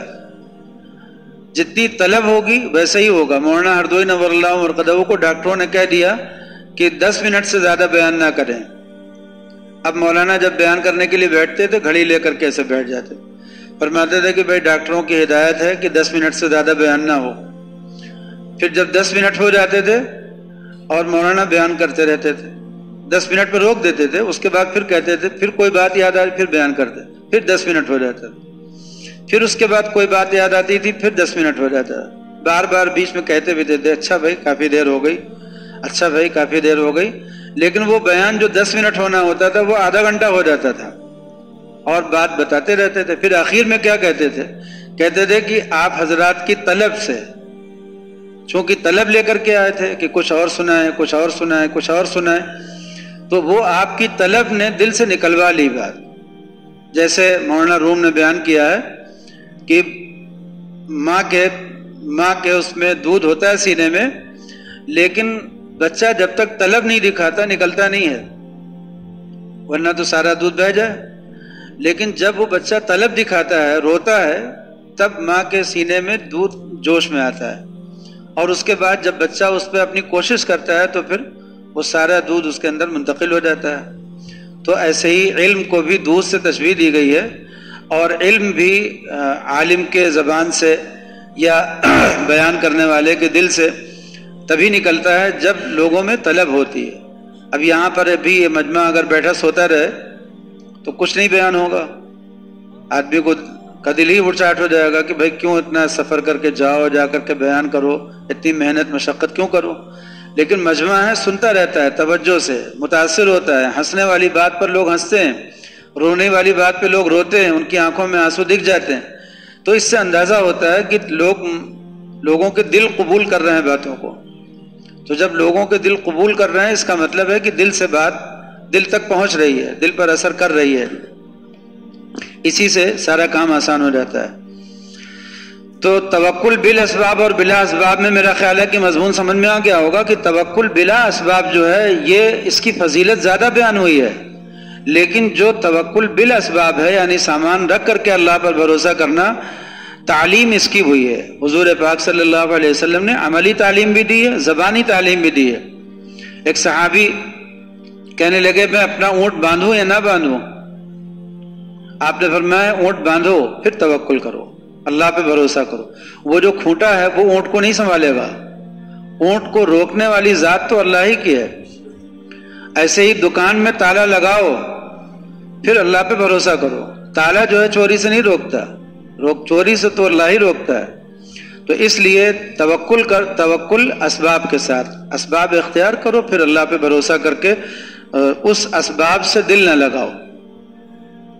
اگر کوئی آدمی اس سبق میں، آج کے سبق میں یہی اتنا مضمون سمجھ جائے کہ میرے پاس دنیا کا سارا ساز و سامان ہوتے ہوئے میں اس پہ دل نہیں لگاؤں گا، یہی اتنی بات سمجھ جائے کہ میں دنیا کے ساز و سامان سے دل نہیں لگاؤں گا، بھروسہ نہیں کروں گا، اس پر بھروسہ صرف اور صرف اللہ کی ذات پر کروں گا۔ دوا علاج کروں گا تو وہ بھی اللہ کے بھروسے پر، ڈاکٹر کے بھروسے پر یا دوا کے بھروسے پر نہیں کروں گا، تو آپ سمجھ لیں بہت بڑی مصیبت سے وہ نکل گیا اور بہت بڑی نعمت میں داخل ہو گیا اگر یہ ایک صفت اپنے اندر پیدا کر لے کہ اللہ پر بھروسہ کرنا سیکھ جائے۔ اس وقت جو دوا علاج میں اتنا زیادہ فساد مچا ہوا ہے دنیا بھر میں، یہ اسباب پر بھروسہ کرنا، لوگوں کو دواؤں پر اور ڈاکٹروں پر کچھ زیادہ ہی بھروسہ ہو گیا ہے، اتنا کہ اللہ پر بھی اتنا نہیں ہے۔ اس کی وجہ سے وہ اپنا گھر بیچ کر کے، اپنی عزت بیچ کر کے، اپنی آبرو بیچ کر کے بھی علاج کرانے پہ تلے ہوئے ہیں کہ بس کسی طرح مریض کو بچا لو، حالانکہ مریض بچتا نہیں ہے، اپنے وقت پر وہ دنیا سے چلا ہی جاتا ہے۔ ابھی کل دیکھیے ایک بچہ آیا، بالکل نوجوان لڑکا، اس کو کولائٹس کا مرض اور پاخانہ ہو نہیں رہا۔ ڈاکٹروں نے یہاں سے لے کر کے میدان تک کے ڈاکٹروں نے جو جو تدبیر ان سے ہو سکی سب کر ڈالی، جو جو دوا ان کے بس میں تھی دے ڈالی، اور نہیں اس کو ہوا۔ تو اب کیا کہہ رہے ہیں ڈاکٹر؟ کہہ رہے ہیں کہ تمہاری جو بڑی آنت ہے کاٹ دیں گے، جس میں پاخانہ رکا ہوا ہے، کہہ رہے ہیں اس کو کاٹ کر کے نکال دیں گے۔ اتنی خراب صورتحال ہو گئی ہے کہ سرجری کرنا ان لوگوں کے لیے جیسے ایک مذاق ہو گیا، کسی کے جسم کے ساتھ کھلواڑ کر دینا۔ آپ کو مسئلہ معلوم ہے کہ نہیں؟ اگر کسی مریض کو سرجری کی ضرورت نہ ہو اور ڈاکٹر نے سرجری کر دی ہو تو کیا ہوگا؟ شرعی قانون میں اس ڈاکٹر کے اسی حصے کے اتنے حصے کو کاٹنا ہوگا سزا کے طور پر۔ اگر ڈاکٹروں کو ایک مرتبہ یہ بات بتا دی جائے کہ تم کو بغیر عذر خاص کے، بغیر مجبوری کے، اگر تم نے کسی جز کو کاٹ دیا جسم کے تو تمہارا جو اتنا حصہ کاٹا جائے گا، تو کوئی ڈاکٹر ہمت کرے گا؟ یا اس کا خون بہا دینا پڑے گا، اس کا فدیہ دینا پڑے گا؟ اسلام میں قانون ہے، وَلَقَدْ كَتَبْنَا فِي الزَّبُورِ قرآن پاک کی آیت میں ہے۔ لیکن یہ ڈاکٹر لوگ سرجری کرنے پر ایسے اتارو بیٹھے ہوئے ہیں، ذرا ذرا سی بات پر سرجری کر دیتے ہیں، بدن کاٹ دیتے ہیں کسی کا۔ یہ انتہائی ظلم ہے، انتہائی ظلم ہے، مطلب وہ قوم کے ساتھ، چاہے وہ مسلمان ہو یا غیر مسلم ہو، یہ انتہائی ظلم ہے کہ بغیر کسی ایسی مجبوری کے کسی کا جز کاٹ دیا جائے کہ اس کے بغیر بھی کام چل سکتا ہے۔ چلیے دیکھیے، تو توکل کا سبق اس لیے بتا رہے ہیں کہ لوگ کیا کرتے ہیں، علاج معالجے میں بالکل حد سے گزر جاتے ہیں، اللہ پر بھروسہ ہی نہیں رہ گیا، بس ڈاکٹر پر، دوا پر اتنا زیادہ بھروسہ کہ اس کے لیے جو کچھ کرنا پڑے کر ڈالتے ہیں۔ آپ دیکھیے زیادہ تر لوگ اپنا گھر بیچ کر کے، اپنی زمین بیچ کر کے علاج اس لیے کراتے ہیں کہ ان کو مریض سے اتنی ہمدردی نہیں ہے، ماں کو بچانے کا یا باپ کو بچانے کا اتنا جذبہ نہیں ہے۔ کسی کے بھی دل پہ جا کر کے جانچ کر کے دیکھ لیجئے گا گہرائی سے، اس میں زیادہ سبب ہوتا ہے بے عزتی کا ڈر۔ لوگ کیا کہیں گے کہ ماں مر رہی تھی اور اس نے بچایا نہیں، لوگ کیا کہیں گے کہ ایسا ہو رہا تھا اور اس نے بیوی کا علاج نہیں کیا، بچے کا علاج نہیں کیا۔ کسی بچے کو بیماری ہوئی، 16 کروڑ کا انجیکشن لگا اور وہ مر گیا، بچہ نہیں، انجیکشن لگنے کے بعد بھی مر گیا۔ 16 کروڑ کا انجیکشن، وہ 16 کروڑ روپے کہاں سے آئے معلوم ہے آپ کو؟ وہ 16 کروڑ روپے اس بچے کے ماں باپ نے انٹرنیٹ پہ لوگوں سے مانگا، سوال کیا کہ میرے بچے کو یہ بیماری ہو گئی ہے، اس کا جو انجیکشن لگنا ہے 16 کروڑ کا لگے گا، آپ لوگ پلیز میری مدد کریں۔ پورے ہندوستان سے لوگوں نے اس کی مدد کی، 16 کروڑ روپے کا انتظام ہوا۔ وہ جس کمپنی نے انجیکشن بنایا تھا اس کمپنی کو 16 کروڑ روپے ادا ہوئے اور بچے کو لگا اور مر گیا بچہ۔ یہ کھیل نہیں ہوا، یہ مذاق نہیں ہے۔ یہ آپ کو بتا رہے ہیں کہ اللہ پر بھروسہ جب کم ہو جاتا ہے انسان کا تو آدمی ایسے ہی ایسے تماشوں میں پڑتا ہے کہ اپنی عزت بیچ دے، اپنی آبرو بیچ دے، اپنا مکان بیچ دے، اپنا گھر بیچ دے، لیکن کسی کی زندگی بچانے میں لگا ہوا ہے کہ وہ ڈاکٹر کا تو عیش ہے، اس کو تو اس کی زندگی کی اتنی پرواہ بھی نہیں ہے، اور اس بیچارے کو اس کا سب کچھ لٹ گیا۔ اب اس کے بعد باقی زندگی وہ اپنی کیسے گزارے گا یہ وہی جانتا ہے۔ اس لیے ہم یہ بات کہہ رہے ہیں کہ اللہ پر توکل کرنا سیکھنا ضروری ہوگا، کہ اتنا اللہ پر بھروسہ کرو کہ جتنا اپنے بس میں ہو اتنا ہی علاج کرو، جتنا اپنے بس میں نہ ہو اس سے زیادہ کی کوشش مت کرو۔ بہت سے بزرگان دین اللہ والے ایسے بھی ہوئے جنہوں نے علاج کیا ہی نہیں، کبھی دوا نہیں کھائی، اور حدیث پاک میں ایسے لوگوں کے لیے آیا کہ اگر وہ اللہ پہ بھروسہ کر کے اور کوئی دوا استعمال نہ کریں، کوئی تدبیر استعمال نہ کریں، اور ان کا انتقال ہو جائے اور وہ چلے جائیں اللہ کے پاس، تو بغیر حساب کتاب کے جنت میں داخلہ ملے گا۔ اب بتائیے، لوگ کسی کی بیماری میں مزاج پرسی کرنے جاتے ہیں تو ان کا جذبہ کیا ہوتا ہے کہ میں جا رہا ہوں مزاج پرسی کرنے، مجھے ثواب ملے گا؟ یا یہ جذبہ ہوتا ہے کہ اگر نہیں جاؤں گا تو لوگ کیا کہیں گے؟ کیا نیت ہوتی ہے؟ کسی کے انتقال پر جو تعزیت میں جاتے ہیں کیا نیت ہوتی ہے؟ نہیں جاؤں گا تو کیا کہیں گے، بیٹے کیا کہیں گے، بچے کیا کہیں گے، فلاں کیا کہے گا، سب کو جواب کون دے گا؟ اس لیے چلو بھائی جیسے بھی ہو، مجبوری ہو، کتنا بھی خرچہ کرنا پڑے، کتنی بھی مجبوری، چلو بھائی کسی طرح۔ شادی بیاہ کا یہی حال ہو گیا، میت کا یہی حال ہو گیا، بیماری کا یہی حال ہو گیا، اور اب کیا بلکہ پچھلے 50-60 سال میں علاج میں بھی یہی حال ہو گیا، علاج میں بھی یہی حال ہو گیا۔ کچھ بھی کرو، کیسے بھی ہو، کہیں سے بھی قرضہ مانگو، لیکن کسی طرح سے اپنے مریض کی جان بچانے کے لیے اپنا سب کچھ گنوا دو۔ اور یہ بہت بڑا ایک عیب ہے، ایک کمزوری ہے جو مسلمانوں میں خاص طور پہ پیدا ہو گئی ہے، اس لیے کہ ہم مسلمانوں ہی کو کہہ سکتے ہیں، باقی یہ پوری دنیا میں ہو چکی ہے۔ اللہ تعالیٰ اس سے پناہ میں رکھیں۔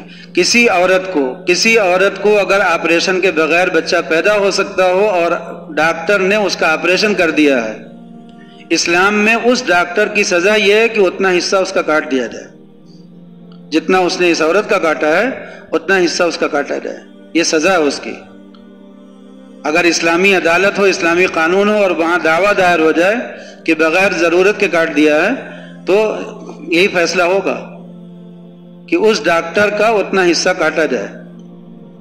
اگر بغیر آپریشن کے بچہ پیدا ہو سکتا تھا لیکن آپریشن کر دیا اس نے، بہت بڑی مصیبت ہے۔ سو دنیا اس مصیبت سے کیسے نکلے گی، اس کے لیے سب لوگوں کو فکر کرنی چاہیے، دعا بھی کرنی چاہیے۔ بہت سی چیزوں پہ ہم لوگ غور و فکر کرتے رہتے ہیں، لیکن یہ بھی ایک مصیبت ہے، یہ بھی ایک فتنہ ہے اس وقت کا۔ چلیے دعا کر لیجیے۔ الحمدللہ۔